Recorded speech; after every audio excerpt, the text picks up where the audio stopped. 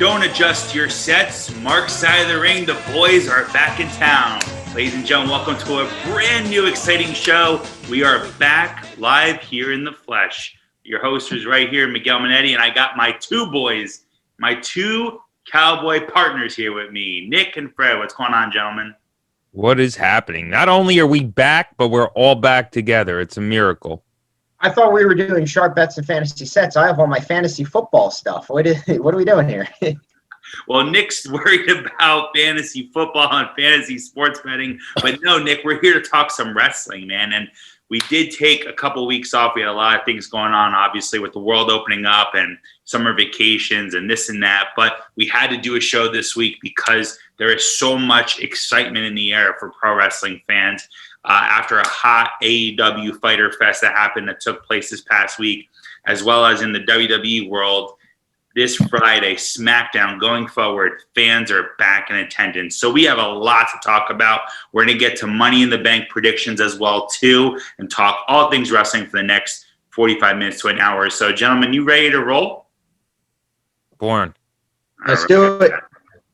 They got their drinks. They're ready to roll. So we're going to open up the show, and we're going to start off with what's going on in the news right now. Like I just mentioned, probably the biggest thing going on in the news, besides Money in the Bank that takes place this Sunday, is that tomorrow night, we're recording this as of Thursday here, so Friday Night SmackDown, which airs tomorrow night at this time, will be the first show in WWE to have a packed full house back again. Guys, your initial reaction before we kind of break down things. How freaking excited are you? Because I know I'm freaking pumped. Oh, I mean, words can't describe it. It's been a long year and a half. We had a glimpse of it at WrestleMania, which was amazing. Technically, more people were at Mania than will be at SmackDown, but it's a smaller venue, so more people, in a tighter area. It's going to sound amazing. I'm hoping Houston is jacked. It's officially sold out. So that's good. I can't wait. I can't believe it's actually finally happening. Nick, when we did our show that we used to do before we started this podcast here, you and I talked about, and we had thought back then when we started, I think it was in April of 2020, we were counting down the days to when fans came back. And lo and behold, as unfortunate as it was and is, 15 months later, we're finally ready to see some fans again. How excited are you to see fans going back full time in either company? Well, I'm super excited. I mean, it's what makes wrestling is the live crowds. And it's funny because when COVID first started and we had the performance center, it was dull and it was boring, but at least it was something. All you had was that and Korean baseball. But then they got to the Thunderdome and it was almost like, geez, I can't even imagine we were able to survive performance center wrestling. And now knowing that fans are coming back, it's almost like, geez, I can't believe we survived the Thunderdome because, in every other sport, fans have been back and last domino to fall when it comes to live crowds back. And it is great to have the live crowds back. I'm excited. Yeah, I mean, I just can't even put into words how excited I am. I mean, we could talk probably all day about the semantics of fans coming back, but I want to get your thoughts, Fred, on this, or either of you guys actually for this matter, right? With fans coming back full time. Now, I personally think this is WWE's chance at a clean slate to start fresh. So I wanted to get your guys' thoughts on this. Do you think that we see drastic improvement to the product going forward? And I'm curious to hear both your takes on that. Yeah, I mean, I don't know about drastic. I think at this point, them just having a good show with fans is a drastic change, right? The biggest change that this show can have is fans. With that being said, yeah, they're going to need to do some big things. There's been reports that they're going to utilize, bigger names from the past to get the casual fan back. I think they need to get the wrestling fan back in a lot of ways. I think they lost a lot of them in general throughout the year and a half. So, yeah, it's their opportunity to really put on the best show they can. They've had to put out a decent show for the last year and a half because they were still operating every week. like nothing was going on. But, you know, you have to think they didn't give you their best. Not, I don't mean the wrestlers as far as in-ring, you know, product goes. I mean, storyline wise, you know, they weren't going to waste their biggest stuff in this situation. Now is the time. It's like they haven't had pyro for 2 years. Now they're going to put all the pyro off, you know? So I am very anxious to see what they do. I think, you know, with the things with names, Cena, you know, Becky Lynch, I'm sure we'll talk about it, but the new rumor of Goldberg, which is kind of not a new rumor, but it picked up some steam today. You know, and who else? Edge is coming back. So a lot of iron in the fire there. And I'm anxious to see what we do. Nick, what are your thoughts on the report that they're going to be using a lot of the stars from, you know, the 90s, 2000s, 2010s, what have you, to bring back that casual fan, which hopefully will bring back then, you know, more and more hardcore wrestling fans? Do you think that's a good tactic for WWE to do? Because it's kind of like they're building back what they had before the pandemic.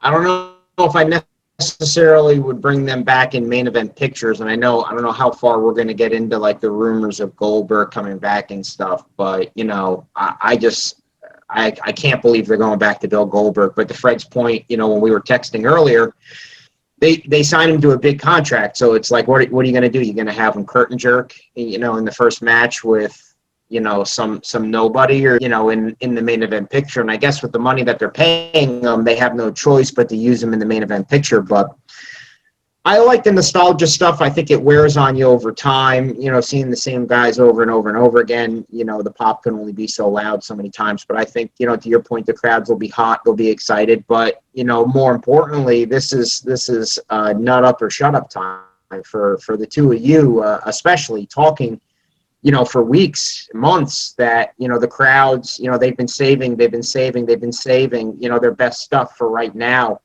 And, you know, now it's time to do it. I mean, crowds are back. Let's see your best stuff. It's a little disheartening that, you know, we were on here a month ago saying, I can't wait to see Bobby Lashley and Brock Lesnar, and they're already coming at us with the potential of Goldberg versus Bobby Lashley. So time will tell. Well, Go ahead. Yeah, no, two parts here. To Nick's point, I agree that they can't rely solely on the former stars long-term wise, right? That's going to wear out. But I think it's good for them to kick that off. That's a good way to, boom, here we go. And then we take that, and now we move with, you know, the current roster and things of that nature. You grab them with the past, keep them with the future. That, and then as far as the Lesnar thing, I don't know what he's doing besides, you know, butchering meat and growing a ponytail. I don't know when he's coming back. Me and Lesnar got the same hairstyle, so it's cool there. But I'm anxious to see, you know, what actually happens with Lesnar. There's a reason I think that he's not going to be a part of SummerSlam, and that they're going to save him. He will be back. I'm positive of that. When, I don't know. But my feeling is they don't want to waste Lesnar and Lashley. Yeah, everybody wants it. I want it. It'd be great, right? How much more, you know, can we build this SummerSlam? But at the same time, do you really want to kill too much at one shot and then have nothing left, right? That's, besides, you know, Roman and Cena is a huge draw, Roman and Rock, but Lashley and Lesnar is one of those ones that is up there. You don't want to shoot your load, the whole, you know, everything you got in one weekend, right? So I think they're going to save that. They're still going to give you Lashley and I guess Nick didn't like what I had to say. And they're going to give you Lashley, you know, and Lesnar, but not yet. They'll give you Lashley and Goldberg to, you know, satisfy you for now, or unsatisfy you, I guess, to, you know, to a lot of people's opinions. But the matter of fact is Goldberg draws. So you're still getting a big marquee match at SummerSlam. Yeah, and I think you bring a great point. And Nick, I know you had some audio issues, so hopefully you can hear us a little bit better right now. But yep. Fred had a point that he believes the reason that we're, you know, potentially, and guys, for those of you listening that maybe haven't heard yet, the strong rumor is that Goldberg's going to be returning this Monday on Raw to set up a program with Bobby Lashley at SummerSlam for the WWE Championship, which I guess kind of maybe spoils somewhat that Bobby will be retaining over Kofi Kingston if that's the route they end up going, which we got kind of all thought, and we'll get to in a little bit later on with our predictions. But nevertheless, Fred's point is that with Brock Lesnar, everybody wanting to see Brock versus Bobby at Lashley, he believes there's a reason for that. There's a storyline reason that we won't see Brock Lesnar versus Bobby Lashley. Do you think that's smart booking by WWE to kind of go and not just hot shot right off the gate as much as you want as a fan, right? As Nick, for you as a fan to see Bobby versus Brock at SummerSlam, do you think it makes more sense to kind of give us Bobby versus Goldberg, which, does seem like a marquee match, kind of get through that program and then give us Lesnar thereafter? What are your thoughts on that?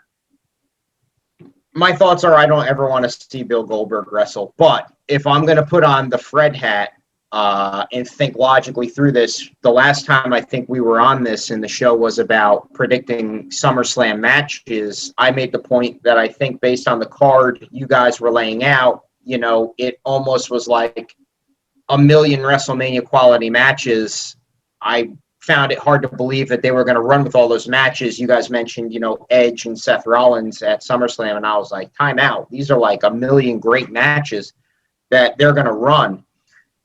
It does look like John Cena might not be happening the way that they thought it was going to happen. I don't necessarily know, but it does look like it's possible, based on the teases that they've run, that Edge and Seth Rollins is a strong possibility. And if that is the case, then, I think they can get away with to the WWE fan or to the wrestling fan in general using Bill Goldberg and Bobby Lashley in that role and in that match and saving Brock Lesnar. If that's the case for WrestleMania, they could certainly do that too. So there are some angles that they can run to it. Again, there's nothing new that I'm going to say about Bill Goldberg in terms of my opinions. I don't want to see him wrestle anymore, but it looks like we're stuck with them for at least a few more years, according to Fred and what the contract is. So, go ahead. Yeah, no, I'm saying Edge and Seth Rollins does look definitely be happening, and apparently that Cena issue that came up last week about that new movie that's filming in Europe is a non-issue. So it looks like Cena is a lock. SummerSlam with Roman is a lock. So we're gonna get Roman Cena, we're gonna get Edge Seth. Those two alone sell the show. And then you do Goldberg and Lashley. That's still a huge match. And my opinion is, if they're going to do Lashley Lesnar, that goes main event, right? But not when Roman and Cena is happening. So you're not going to put Lashley and Lesnar, this dream match, at the opening of the show or even the middle of the show. It's got to go last, but it can't. So they got to save it. When, I don't know. But they got. I like your point because I think if they do go Lashley Goldberg, a lot of people like Nick will shit on it, right? And that's fine. That's Nick's opinion. And that's people like Nick's opinion. But I think what WWE can do, it's pretty smart, is I think they open the show with that, right? You get that match out of the way. And then if you give us Sasha Bianca 2, you give us Roman Cena, you give us Seth Edge, I'm telling you, by the end of the night, people are going to not even remember that. Bro, those four matches alone can be the SummerSlam card. Yeah, of course, right? And that's exactly, I think, what they would do is they would open up Lashley Goldberg to open up SummerSlam, and people will boo. Some people will cheer, some people will boo. But I think once you get past that match, by the other three are over, people are like, "Holy shit, what a SummerSlam this is!" Yeah. But I mean, look, it worked at Rumble. Everybody was shitting on it, and not that it was a 5-star classic, but. Drew and Goldberg kicked off the Rumble. Solid match. Classic Goldberg match. I'm sure that's what we're going to see with Lashley. But that's, it is what it is. Kicked off the show, started off with a bang, and I think I'd be interested to see how the Vegas crowd reacts to Goldberg. Yeah, it's going to be very interesting. But my point that I was going to say before kind of encompasses all of this. I think it's just super exciting that we're talking about what's going to happen and life going back to normal with actual fans. No more Thunderdome. It served its purpose. It was great for what it was. When Nick said earlier, it served a nice justice to when we had the PC era and it was dead quiet in there. Then they kind of transformed by having a few planted fans in there with face masks on, right? And like the hockey shields. Then we go to the Thunderdome for the last, it's been almost a year now. It's been great. Yep. Really 10 months. Them doing that. Yeah.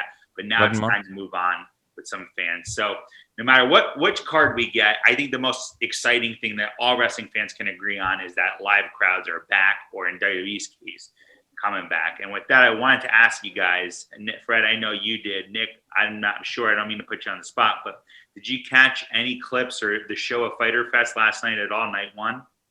No. Okay. Well, so Fred, I know you did, right? You and I were watching it. We were texting with the group chat a little bit about it.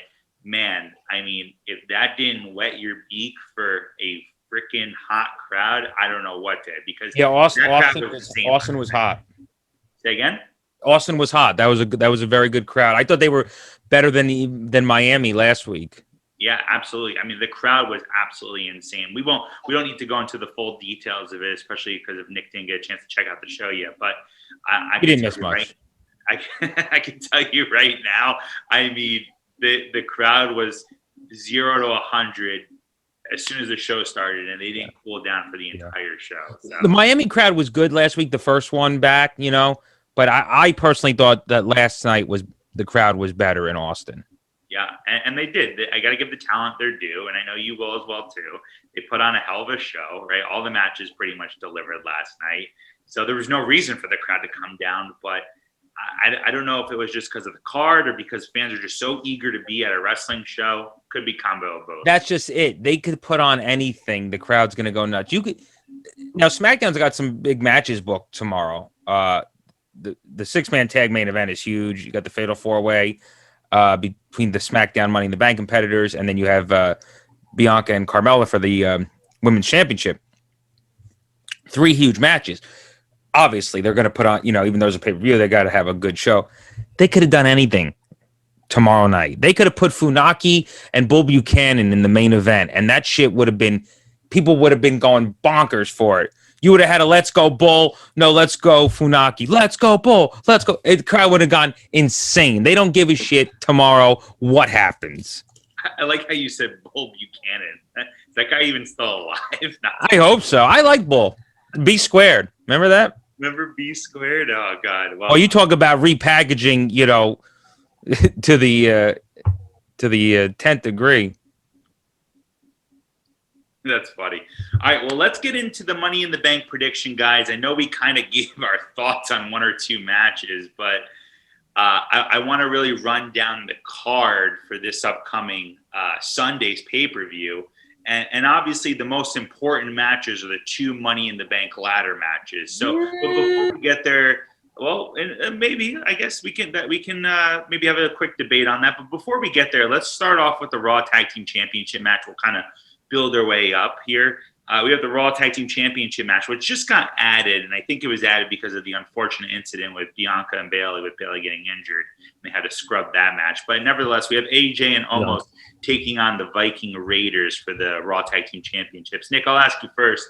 I know the match is kind of thrown together. They've been having a program on Raw the last couple of weeks. Any excitement for this match, and who do you guys your winner?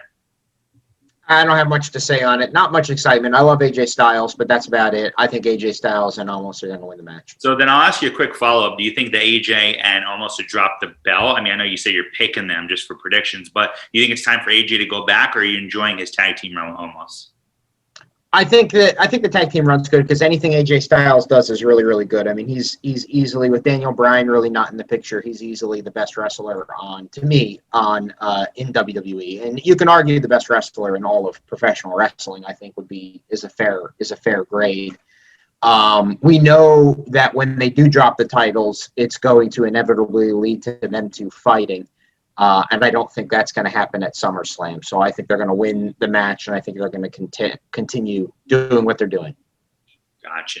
Fred, who do you got in this match? Are you excited for this match? Yeah. I mean, I'm happy for the Viking Raiders that, they finally came back a couple of months ago, and I'm glad to see they're in a good position. I like them. I don't think they're going to win. I think AJ and Almost are going to win. But I'm happy for the Viking Raiders that they're in the tag title spot. Yeah, I don't think there's any reason to take them off of AJ and Almost. I was going to say they haven't had a chance to perform in front of a crowd, but that wouldn't be true. They won the titles in front of a crowd, right? But besides that one night, I think it'd be cool. I like to see how multiple cities react to them as a team, and it gives AJ something important to do right now if he's not in the main picture, which he's obviously not. That's not his spot right now. So I'd rather him at least have something of value than just being some BS feud, So I don't think they should split him up, and I'm going with AJ and Almost. I heard a rumor that, and I don't know how valid this rumor is, but I heard that they're going to go back to War Machine on Sunday in front of a crowd. Really? I didn't hear. I mean, I wouldn't be opposed to it. If they go back to War Machine and if the right crowd is there, it could be a super hot match. But now they've had so many damn name changes. War Machine was their original. Yeah, that was their original name. That's before they even came to NXT, right? Yeah. They were War Machine. They were War Machine in NXT. No, in NXT they changed it to like the War Raiders or something like that. Yeah, whatever. They're going back right? to the NXT name, I think I heard. War Raiders, okay. So, but nevertheless, I'm picking AJ and Almost to retain as well. I have very low expectations for this. Better than the Viking experience. I have very low expectations for this match, so hopefully it delivers here. The next match we got is for the Raw Women's Championship, and it's a rematch actually from last month at Hell in a Cell. Rhea Ripley, who's the Raw Women's Champion, taking on Charlotte Flair. Nick, you think they'll put on a better match than they did at Hell in a Cell, and who do you guys your winner here? I think Rhea Ripley's going to win. Yeah, I think it'll be a better match. I just think we want to see what the fans think of Rhea Ripley. So I think they're going to let her kind of go. I think cementing her legacy, or her run, I should say, would be pinning Charlotte Flair clean in the middle of the ring. So I do think that's the route they're going to go. I'm excited to see the match because I don't think they're gonna kind of have a subpar match two times in a row. I think they're both super talented. So give me Rhea Ripley to win clean on a pin, and I'm excited to see where it goes from there. Brett, who do you got in this match, and are you excited for it? I'm going with Rhea. I am excited, and a couple of reasons. One, it's their third match one-on-one, but ironically, their first time finally competing in front of a live crowd. That's right. Yeah. Which brings me to the second reason I'm excited for it, is we saw them, at WrestleMania last year, and people said it was arguably the best match of the entire weekend, notwithstanding like the Boneyard or Firefly, Funhouse, whatever. But as far as in-ring match, they had one of the best. And that was in such a sterile environment, right? So I think they're going to go out there tomorrow and they're going to act like it's Raymond James last year. They're going to go out there and put on a WrestleMania match tomorrow, Sunday night. I love it. So who are you going with, Rhea? No, Rhea, yeah. Okay. Yeah, I'm going to go with Rhea as well, too. I predict this is where we're going to see Becky Lynch return right after the match. You're going to hear her music hit, and the place is going to erupt, and I'm getting goosebumps just thinking about it right now. Whoa! Oh, my God. Whenever it is, whether it's Sunday, whether it's Monday, when that... You hear Jimmy Smith go, the man is back! It's going to be amazing. Dude, speaking of Jimmy Smith, he's got to be pumped. He's never done this in front of a crowd before. And he's no Pat McAfee, but my God, I don't know if it's because whatever that asshole's name's Adrian Vonk, whatever the hell, was so bad. But Jimmy Smith is not only like, oh, he's not bad, he's good. He is good. He's very good. I'm very impressed with him, especially being such an outsider. Like Pat McAfee's a big fan, right? So, two very different jobs, right? McAfee is the color guy. They are different jobs. Yes, that too. He's got a much harder job to do than. Oh, he does, Jimmy Smith. Yeah, Pat McAfee doesn't really. He's just going out there and having fun. He's like a fan. It's like me going out there. Yeah, right. But anyway, I'm very impressed. Yeah, it's going to be a fun experience for him, I'm sure. Yeah. So anyway, we all picked Rhea. And I think we all picked AJ and Omos for those of you keeping score at home here. Let's move on now. We're going to actually go to the the WWE Championship match, because we can go real quick on this because we just talked about Bobby versus Goldberg. I think we're all in agreement that Bobby's going to retain, right? Does anyone give Kofi Kingston, my only question I'll ask real quick, does anyone give Kofi Kingston any chance? Or do you think, based on Bobby's promo on Raw Monday, how he's do you believe he's just going to run kind of roughshod right through Kofi Kingston, kind of like how Brock did? I think so. You think he's going to? It won't be like how Brock did, but I do think he's going to win. And sidebar, that promo from Lashley, amazing. Oh, I think it was the best promo he's ever done, ever. Yeah, that was so well done. I thought that was really good. That was genuine. It seemed as genuine from the heart as you could possibly be. And it's smart. Well, in the beginning, I liked this cocky, cool Lashley. You know, he's the champ, suited up with the ladies, the champagne pop, you know, that whole thing. But now it's time. Let's get back to business. As he quoted, and everybody's been saying, no more bullshit. I love it. I love it. So we're all going Bobby as well, too. Let's go on to the Universal Championship, because as much of a lock as I think it is, it's almost not at the same time, right? It's a very intriguing matchup where we got Roman Reigns as the Universal Champion, of course, taking on the Rated R superstar Edge in the first time one-on-one match they've ever had together. Now, obviously, we know that Edge fought at WrestleMania with Daniel Bryan in a triple threat match against Roman Reigns and was unsuccessful. But now he finally gets his title chance one-on-one against Roman Reigns. Nick, what are you expecting from this match? I'm expecting a great match, a lot of physicality, and I'm just going to be different. I do think, and I could see Edge winning, and I do think he's going to win. So I'm gonna pick Edge. Wow. Okay. So you think the match that we're getting, Roman versus Cena at SummerSlam, forecasting here, is going to be a non-title match, in your opinion, then, huh? If that is the match that's going to happen, yes, I do think that's where they're going to go. I like it. Fred, what do you got here? Not mad about it. Wouldn't be mad if Edge won. Everybody knows I wanted Edge to win at WrestleMania, and he didn't. Say that. You called for Edge to win at WrestleMania. Yeah, and that's why I'm gonna now every pay-per-view thereafter, I'm gonna say I'm going with Roman. If Edge didn't beat Roman at WrestleMania on the 10-year anniversary of him relinquishing the belt, nobody's beating Roman for the foreseeable future. I'm going with Roman to win. But that's why when you said before about the Money in the Bank ladder matches being the biggest, most important of the night, well, yes, but because that's the name of the show. But I think Roman and Edge it will be the main event. But I think Roman and Edge, even though we know Roman's most likely going to win, it's still a huge match. It was the match that people thought we were going to get at Mania. Looking back, I'm glad they did the triple threat with Bryan, but we're finally going to get Roman and Edge one-on-one, and it has the possibility to be a match of the year candidate, and it hasn't even happened yet. Yeah, I agree. I'm going Roman only because I think they're on that fast track to Roman and Cena at SummerSlam, but I could tell you this. If SummerSlam wasn't the next pay-per-view and we didn't know Cena was potentially returning, I would have no idea who the hell I'm picking, because as much as I think Roman Reigns should retain, I wouldn't be mad at all if Edge won the championship.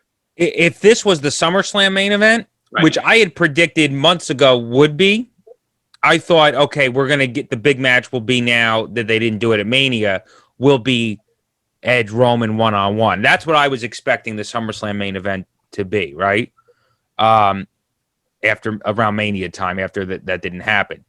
So if it was SummerSlam, yeah, I wouldn't be so certain at all. In fact, I maybe would have leaned towards Edge because he didn't win it at Mania. So I would have definitely been much more uncertain had it been at SummerSlam. Nick, I'm going to put you on the spot then, because you're the only one that picked Edge here. And I don't know if you're just picking him to be different or if you actually think he's going to win. But if you were the booker here, how do you get to this finish? Do you think Edge wins clean? Do you think the Usos cost them the championship by accident? Do you think they cost them a championship on purpose? Like, how would you construct this finish here, knowing what we know about Roman and Edge and the whole dynamic? Well, you can go a couple different ways. I mean, there's rumors that if they bring Cena back, they would make him heel. He could be involved. I just think that Edge beating Roman Reigns clean does not do anything to hurt Roman Reigns. But I think Roman Reigns beating Edge, it's like, well, like, when does Edge pick up the victory? Does he pick it up if he, inevitably like wrestles Seth Rollins? I find it hard to believe that Edge would come back to lose every single match. And to my point that I've mentioned before, I don't necessarily know if I'm going to see Roman Reigns win every single match, or at least retain the belt every single pay-per-view leading up to WrestleMania. We're talking about a pretty lengthy run then at that point. And the last thing they want is to burn the fans out on their hottest gimmick. So I don't think it's necessarily a bad thing to give him a loss. I think if he is going to take a loss, take it from, a WWE Hall of Famer, one of the most celebrated, champions in the history of the company. I don't think he loses any steam losing a match to Edge for the title. In fact, if he comes back at SummerSlam and beats Cena in a non-title match, whatever the case may be, I don't necessarily think that necessarily he loses any steam doing that. So, I was going to ask you about with Edge, or Fred. I was going to ask you. He's an 11-time champion, right? How many titles has Edge won? I think 11. Yeah, so an 11-time champion wouldn't necessarily be a bad thing for him to take on to beat Roman Reigns. And excuse me, as far as the finish is concerned, I think the finish is pretty much explains itself what it should be, right? And what I think it will be. And that's Seth Rollins costing, Edge the title. Because Rollins is pissed. Rollins is mad that Edge got the shot. They've already been planting seeds. Now, Seth's cost Edge his opportunity. Now Edge is pissed. Now Edge wants Seth. And I think that's how we get there, me personally. We got to get there. Ref bump, boom, do the gimmick. I think Seth cost Edge the championship, but it's going to be a hell of a match. Oh yeah. Less. I want a bullshit finish. I want Seth to cost Edge. You're setting up Edge and Seth. Edge didn't lose, clean, and Roman doesn't look bad. Fuck it. I love it. Let's move on now to the two matches that I think are obviously the most unpredictable. We'll start with the women's Money in the Bank. And I'm just going to rattle off all the participants really quick. We have Tamina, who was just added today. We have Natty, who was added the other day. We have Liv Morgan. We have Nikki Ash. We have Alexa Bliss. We have Naomi. We have Asuka and Zelina Vega. 8 people. And besides Tamina and maybe Natty, but she could, I have no idea who the hell I'm picking for this match. So, Nick, I'm going to put you on the spot, make you go first. Who are you taking in this match? Well, I think my pick will be surprising, but not in the sense that I think you and I are on the same page. I think we do see a return of Becky Lynch at Money in the Bank, and I think Becky Lynch in some way, shape, or form. I thought before that, they announced Tamina or had Tamina be the final participant, I thought she would be the final participant. At this point, I think they're going to lead to somebody not being able to make the match and her coming in and winning it. So I'm going to pick Becky Lynch. I honestly, and I hate to say it because, we come on here, for the weeks that we do the show and we talk very highly of the women's division. One of the more underwhelming women's Money in the Bank matches based on star power, in my opinion, that we've ever seen. So that leads me to believe that somebody of star power, whether it be a Sasha Banks or whether it be a Becky Lynch, I'm hoping Becky Lynch, somebody will upset and come in and get the briefcase. I'm surprised you said that because I would think, right, isn't Money in the Bank a new superstar, right, kind of developing for the future? I would think you would want all not underdeveloped, but maybe not your grade A talent in Money in the Bank, which I know they do star-studded Money in the Bank. Sometimes they do a mix, and then times like this, I feel like it's all people who I'm like, I don't know who the hell's going to win and who deserves the championship. But I don't know, if you're looking to build a new star, right, or make one of these women who in some way, shape, or form have all been on the main roster now for quite some time, I think Money in the Bank's the perfect opportunity to do so. So interesting take, but I don't know. I disagree in the sense because I think it's good to have nobody who's like a Becky Lynch in this match, because then you're like, okay, well, yeah, she's clearly going to win. But Fred, who do you got in this match? Yeah, no, and but that's a good point. Yeah, because I was kind of pissed that they announced that Tamina was the that final competitor because I liked that there was the vacant spot and it, would it be Becky? Would it be Sasha? There was rumors. I had heard. Sorry to cut you up. I had heard it was going to be Sonya Deville. That was a big rumor and apparently like pretty like serious. Like it was. I wanted that to happen. I thought that would have been great. But yeah. So that's interesting that they announced Tamina. Maybe they did that to throw people off because everybody thought they knew the score. Like, oh, well, did Becky or Sasha's come? Like we all did, right? Oh, well, it's Becky or Sasha, right? But no, So maybe that's why they did that, and they are coming back, obviously, but in a different way. It is hard to predict. On one hand, I want to say Alexa Bliss because she's probably the biggest. I don't want to say she's the biggest star, but she pretty much is. Right now, like the hottest act in there. Asuka, out of the women that are in it, yes, I'd say. Right? I mean, but I don't know how that would work with her. I mean, yeah, she could do funny shit with it and playful with it, whatever. But I think Liv Morgan should win it because they obviously want to do something with her. They had her beat Zelina Vega on the night she returned, right? So, she's had a lot of false starts, and I think maybe this is a time to get a clean slate and finally give her that. And I particularly like when a heel has it, but I'm going to go with Liv Morgan just because I think it would be cool for her to get it. I'd be happy for her to get it. Jersey girl. So to quickly recap, Nick, you're taking Becky Lynch. Fred, you're taking. It's not even in the match. This is like when you predicted. Who did you predict for the Rumble? You predicted Ronda Rousey and Brock or some shit, right? That was Miguel. No, I know. I'm saying. Oh yeah, that was me. So Nick's got Becky Lynch. Fred's got Liv Morgan. I'm going Nikki Cross, aka now Nikki Ash, and the reason I'm almost a superhero.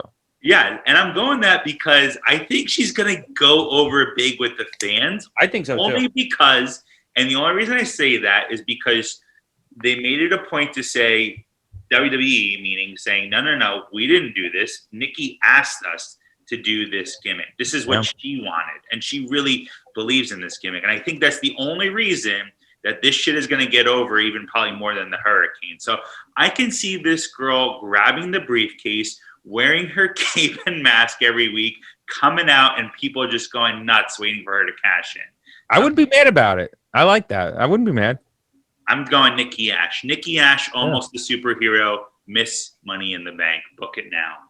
Let's move on now to the men's match, which, again, another one. And I think this is going to be a hell of a match. I mean, you have 8 competitors in here that can frickin' go, right, with a capital G. Nick, you pumped for this match, and who's your win? For the men's? Yeah.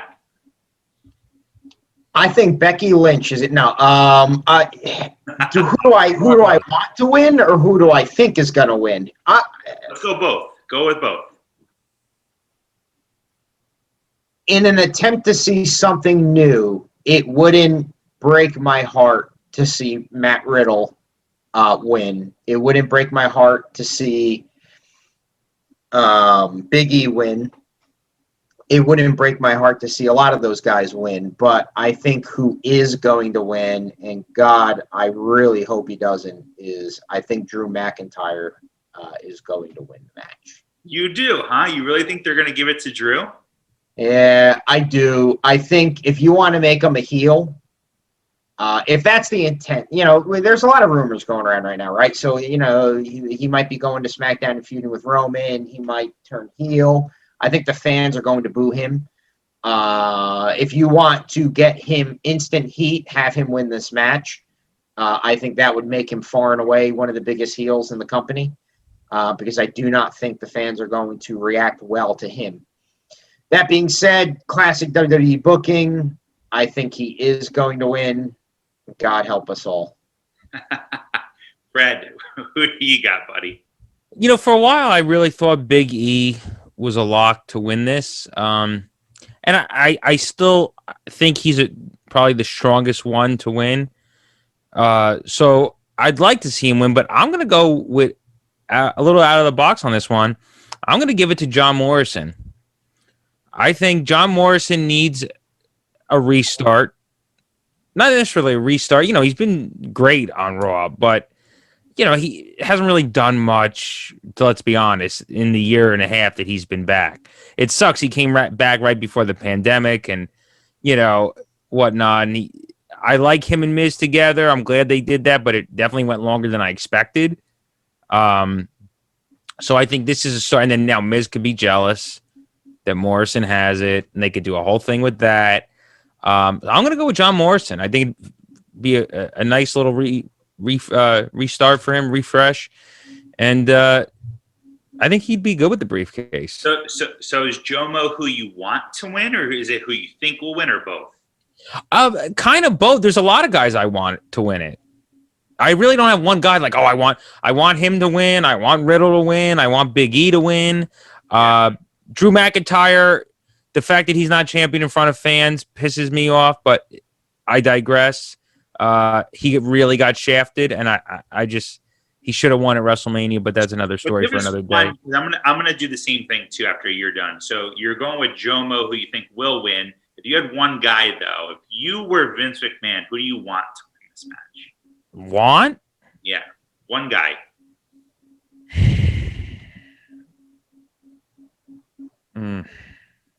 Big E. Okay. So Big E's who you want. Jomo is who you think will. Mm-hmm. Nick wants. Who did you say you wanted to win, Nick? I forgot. Really anybody other than McIntyre, but go with Riddle as one name. Yep, Riddle. But you think McIntyre is going to win? Here's mine. Mine's a little bit interesting. I want Riddle to win because I'm a huge Riddle mark, and Nick will tell you that because I've been talking about him for like a year and a half now. Who do I think will win?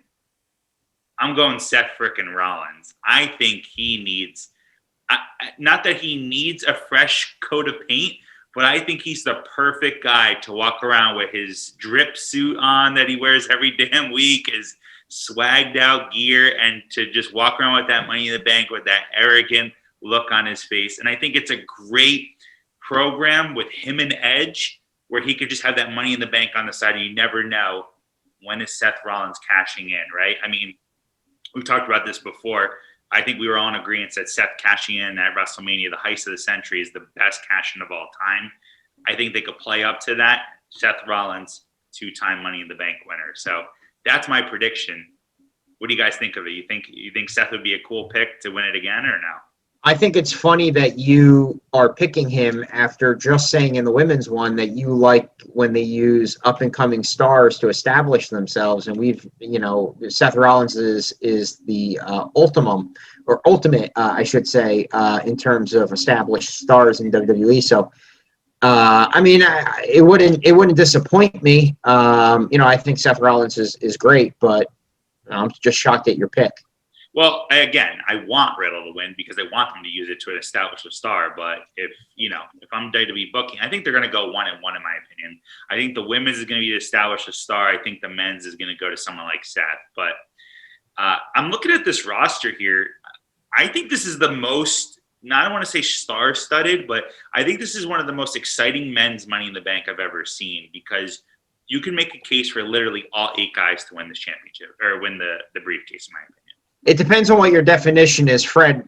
I think you'll agree, but the one where every single participant was a former champion would be the most star-studded. That was that was there. That was in Philly. Yeah, so was I. Yeah, RVD came back. Right, CM Punk, RVD, Daniel Bryan, Chris, right, Randy Orton. I mean that's the most star-studded. That's when Orton won. Who nobody was thinking Orton was winning that. Yeah, and that's true too. I mean, he wasn't that hot at the time. Yeah, you saw the Paul Heyman, turn on Punk, and you're right. And that set up him beating Daniel Bryan and setting up the Triple H feud in the S movement. So it's a good thing it happened that way. What I will say, while I don't think it's the most star-studded, I will say it is the first time, at least in a long time, that there's a lot of viable guys in there that haven't really had a run or haven't been at the top that, have an opportunity to make it, and to have it be their moment. Guys like Riddle, guys like Big E, guys like John Morrison, Seth and Drew obviously have. We didn't even talk about Shinsuke or KO. Well, okay, so those are two other, like, KO has had it, right? But it's been a while, 5 years almost since he's been the champion.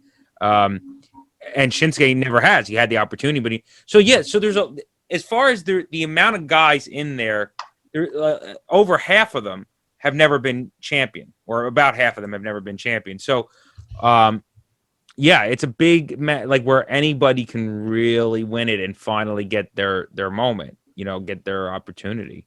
I would say the only guy, in my opinion, that has no chance is Ricochet.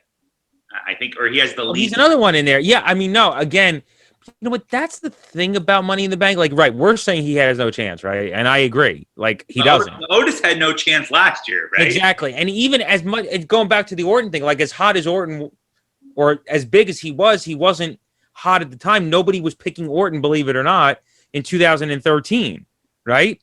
When he was already a friggin' 10-time champion. Nobody thought Orton was, and Orton won. So, point being, like, I remember 2010, the first year they did it, like, as a pay-per-view. Miz won. Nobody thought Miz was going to win. Everybody was thinking Ted DiBiase was going to win it. Who else was? I think Cody Rhodes, whatever. And it ended up being Miz. And, it's happened a lot. It happened with Daniel Bryan. Nobody thought Bryan was winning it in 2011. So I think that's the cool thing about Money in the Bank is, like, sometimes it's the people you don't expect. Like, everybody would probably expect Big E to win. I expect Big E to win. Yeah. So it's an opportunity for a guy like Shinsuke that nobody thinks is going to win to get it. But I get your point, and I agree with your point, because if somebody said, "Give me $20, or I'm going to put a bullet in your head," who's winning the Money in the Bank? I'm going to go with Big E, because that's what. But you never know. Yeah. I think it's going to be a great match. It's going to be a great pay-per-view, obviously, with fans. I know we're all juiced up to see what's going to happen here going forward.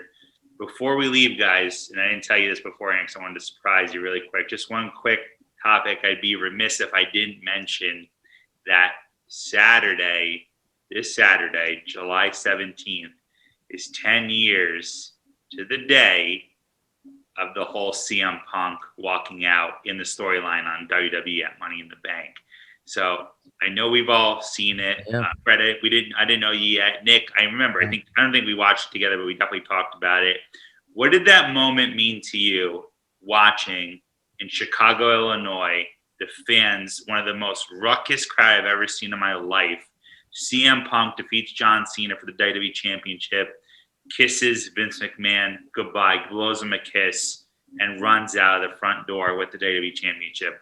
How amazing was that moment 10 years later, looking back now? It was great, and it was such a great match, too, and I thought what they did with it was awesome. It set up the Summer of Punk, which was just a wonderful, wonderful era in WWE. All started with the pipe bomb promo, which, I did not see live. I remember I was in Atlantic City at the time, and I remember reading the rumors and seeing, what people were saying, and a lot of the professional wrestlers were selling it as real on Twitter. Shawn Michaels, Sean Waltman, all saying, good for him for stepping up and speaking his mind, and made it seem really, really real. So one of the last times, I would say, if not the definite last time, WWE ever kind of blurred the lines, in my opinion, in terms of this might have some realism to it or might be real. Wonderful, wonderful memories and a wonderful, wonderful match. Fred, what does that mean to you to get back? Yeah, it's just, I mean, I actually went back and watched it last week, and it's been 10 years. And it's as great as I remember it being. I was trying to put myself back in that, in that time period and remembering, like, how it actually felt real. Like, now we know he stayed. Now we know what happened. But at the time, in that moment, like, we thought, I don't think they'll go through, like, all this if he wasn't really staying, but you didn't think he was going to win the title. You thought maybe he would just lose to Cena and that would be the end. He would walk out. I remember thinking there's no way he's winning the title. And I said, if he does, they'll have whoever wins Money in the Bank is going to cash in on him right away that night or the next night on Raw, right? And Vince comes out on headset and says, "Give me Alberto," because Alberto had won the briefcase. and they made it so real. Everything felt so real, which is really hard to do in today. I mean, I say today, but even 10 years ago, hell, even 20 years, it's hard to really pull something off that you really don't know what is real and what isn't. And that did it.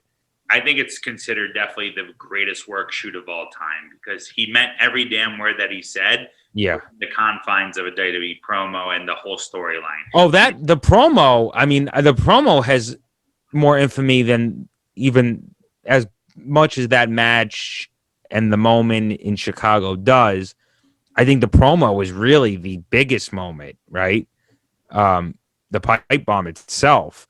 There's been two things that have happened in wrestling since I've been a fan and people had like kind of gotten out of it, that people have like actually like reached out to me that don't watch and that I don't really communicate much with. One was when Vince McMahon's limo blew up, and two was the pipe bomb. And I remember people like saying, what the hell happened? What's going on? Those are the two times that has happened. And so that speaks volumes, for one to be a limo explosion and the other one to just be a promo. It shows how strong that promo was. And I think, and I'll leave with this note here, I think Twitter was maybe only a year or two. Very, very, very new. Rock didn't even have his Twitter yet. Yeah, and I remember the number one tweet worldwide was CM Punk that night. He walked out. And that was the first time I'm pretty sure that a wrestler or a wrestling terminology was ever the number one tweet in the world. And I remember thinking, holy shit, this man did it. He literally is about to take over. And when he ran out that door, I was like, oh my God, is he actually leaving this company tonight? When he blew that kiss to Vince and went over and then he's in the crowd with the bell and Chicago's going nuts. And I kind of watched it. They did the way they helped him and protected him with the security. Yeah. Was normally the security is right with the guys, right? But I paid attention that they had security ahead and like wasn't right with him, but they had them ahead as he was coming towards them. So like they did it, like they had security and stuff, but like it wasn't like, oh, you could tell WWE security's with them, everything was very well done. Oh yeah, one of the best moments ever. Nick, have you gone back and watched it recently, or do you plan on it now that we're talking about it? I might go back and watch the match every once in a while when you're bored, and you don't watch, TikTok because you're almost 40. You go back and watch, wrestling highlights from yesteryear, and I from time to time watch the pipe bomb. It's just something that I'll always turn back to and watch. It's worth a rewatch. Yeah, and it's also one of my favorite pre-match promos leading up to the match. Just the whole production value of how they explain. That was so good. Yeah, so good. I watched that. Yeah. I watch that on YouTube all the time. That 3-minute clip of bringing that whole scene together in front of before his music hit. There's stuff like Vince McMahon and John Laurinaitis, where you never had seen John Laurinaitis on TV before. That made it feel real. That was a big deal. Everybody knew who he was and knew about him, but he was like, never a TV character. That was huge. Just everything about it was. It was so well done. Yeah, and Nick, if you're gonna watch it, it's season 2 on the Cock. If you we're not calling it on the Cock, are we? We know Fred likes on the Cock, so it's okay. But guys, this was a real fun show. I'm freaking juiced up for this weekend. I'm ready to go. God willing, we'll never have to go through this, as Vince McMahon called it, dreadful pandemic ever again. I'm hoping for tomorrow night. Again, we're taping this as a Thursday, so Friday Night Smack. I'm hoping Vince McMahon opens the show, or if not, maybe his entire family, or if not, at least Triple H, just to welcome us back, because I think that'll button everything up nice. Yeah, they have. It's going to be hard to replicate that Mania moment, because that was the first. Right. That'll always be special, but they got to do something tomorrow. Should be good. Guys, thanks for your time today, and we'll be back next week with the fallout of Money in the Bank.